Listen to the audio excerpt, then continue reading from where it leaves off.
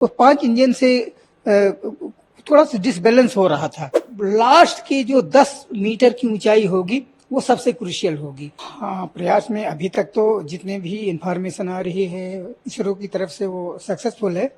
In case अगर किसी तरह की कोई डिफिकल्टी आई तो इस बार इसरो ने इसको इसी तरह से तैयारी की है कि फ्यूल ज़्यादा फ्यूल रखा हुआ है, जिससे कि इसको अगर सुटेबल कंडीशन नहीं बन पाई तो 4 दिन बढ़ा सकते हैं। वैसे काफ़ी चीज़ें टेक्निकली इसको बहुत ही स्ट्रांग किया है।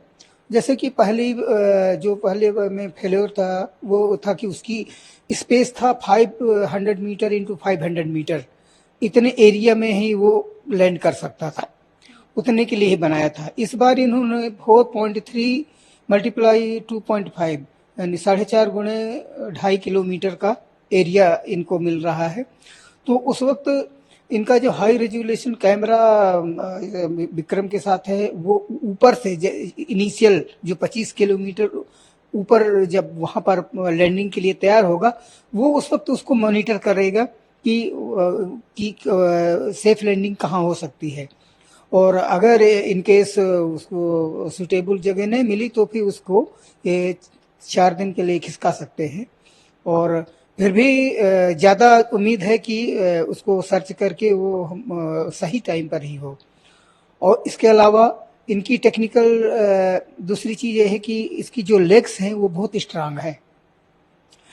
तीसरी चीज, पहले 5 इंजन थे, इस बार 4 इंजन इन्होंने रखा है। और 5 इंजन से थोड़ा सा डिसबैलेंस हो रहा था। इसमें 4 इंजन से इनको बैलेंस लैंडिंग में बैलेंस की ज़्यादा संभावना है, तो और इसको इम्प्रूव भी किया है। तो ये 3 चीज़ें ये हैं। एक प्रॉब्लम, एक चुनौती ये भी रह सकती है कि चंद्रयान घूम रहा है, उसकी स्पीड को कंट्रोल करना भी लैंडिंग के समय। हाँ, वही करेंगे, क्योंकि अभी जिस वक्त अभी तो ये इलिप्टिकल पाथ में घूम रहा है, मिनिमम है 25 किलोमीटर मिनिमम है, और उसका 143 किलोमीटर तो ये इलिप्टिकल पाथ है, एक अंडाकार मार्ग है, उसमें चल रहा है। तो जब 25 किलोमीटर का जो लास्ट मोमेंट में आकर के उस वक्त इसकी लैंडिंग के लिए इसको पहले, अभी तो ये हॉरिजॉन्टल में है, हॉरिजॉन्टल क्योंकि परिक्रमा कर रहा है, उस वक्त इसको वर्टिकल करेंगे, तो एक खास एंगल से धीरे धीरे वर्टिकल करके तब फिर लैंड होगा। और उसकी शुरुआत की स्पीड होगी इस की 1683 1683 किलोमीटर पर सेकेंड लैंडिंग की स्पीड। फिर उसको 7.5 किलोमीटर तक उसको उसी स्पीड में रखेंगे। फिर इसके बाद उसको रिड्यूस करेंगे 400 मीटर पर सेकेंड।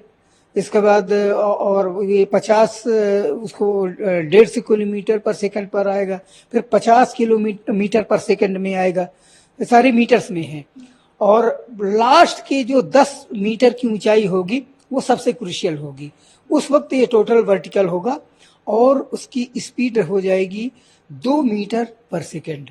तो इस तरह से धीरे धीरे वो कम होते होते जिससे सॉफ्ट लैंडिंग में आसानी हो और नीचे इम्पैक्ट उसका आसान, चंद्रमा की धरती पर जब टच करे तो उस वक्त उसका इम्पैक्ट बहुत ज्यादा ना आए।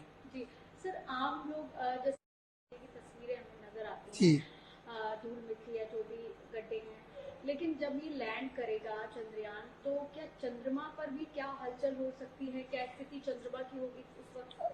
चंद्रमा पर उसके लिए इन्होंने 3-4 महीनों उन्होंने रखे हैं।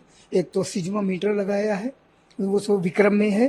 सिज्मोमीटर जैसे कि हमारे पृथ्वी पर भूकंप होते हैं, तो चंद्रमा में कंपन जो है, जो सिज्मिक एक्टिविटीज हैं, जो पृथ्वी की जैसे पृथ्वी पर भूकंप होता है, ऐसे चंद्रमा में भी, उसमें चंद्रमा पर भी कंपन होगा उसकी धरती पर, उसको मेजरमेंट के लिए सिज्मोमीटर सिज्मिक एक्टिविटीज मॉनिटर करेगा। इसके अलावा वैसे वहां पर हवा नहीं है, फिर भी कुछ पार्टिकल्स जो कि सूक्ष्म पार्टिकल्स हैं, तो उसका प्लाज्मा की उसकी स्टडी के लिए उन्होंने वो भी व्यवस्था है, और लेजर लगाया हुआ है लेजर से और ये एग्जैक्ट पृथ्वी से और चंद्रमा की एग्जैक्ट इस वक्त की दूरी क्या है उस वक्त, उसको नापने के लिए भी इन्होंने इक्विपमेंट लगा रखे हैं। तो इस तरह से काफ़ी चीज़ें पर उन्होंने मॉनिटर किया हुआ है और कर रहे हैं। और फिर ये इन एक्टिविटी के बाद में आगे जो रोवर है वो उसमें भी मैन्यूवर्स लगे हुए हैं। वो आकर के मिनरल्स की खोज करना, पानी की खोज करना, तो और उनकी इंफॉर्मेशन फिर विक्रम को देना, और विक्रम उन इंफॉर्मेशन को अर्थ स्टेशन में, यहाँ इसरो की अर्थ स्टेशन को भेजेगा, डेटा भेजेगा।